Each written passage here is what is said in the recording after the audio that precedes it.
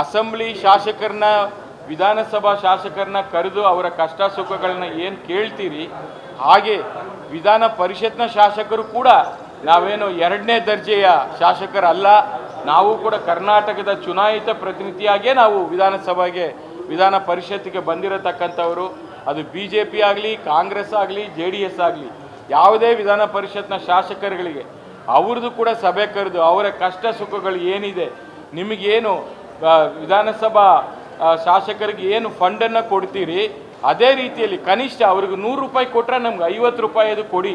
ನಮಗೂ ಕೂಡ ಬೇರೆ ಬೇರೆ ರೀತಿಯಲ್ಲಿ ಜನ ಬಂದು ಕೇಳ್ತಾರೆ. ಅಲ್ಲಿ ಕೂಡ ನಾವು ಅದು ಟೀಚರ್ಸ್ ಕಾನ್ಸ್ಟಿಟ್ಯೂನ್ಸಿ ಇರ್ಬೋದು, ಗ್ರಾಜ್ಯುಯೇಟ್ ಕಾನ್ಸ್ಟಿಟ್ಯೂನ್ಸಿ ಇರ್ಬೋದು, ಲೋಕಲ್ ಬಾಡಿ ಇರ್ಬೋದು, ನಾಮಿನೇಟ್ ಅಸೆಂಬ್ಲಿಯಿಂದ ವಿಧಾನ ಪರಿಷತ್ಗೆ ಬಂದಿರತಕ್ಕಂಥ ಶಾಸಕರು ಇರ್ಬೋದು, 75 ಜನ ಇದ್ದೀವಿ.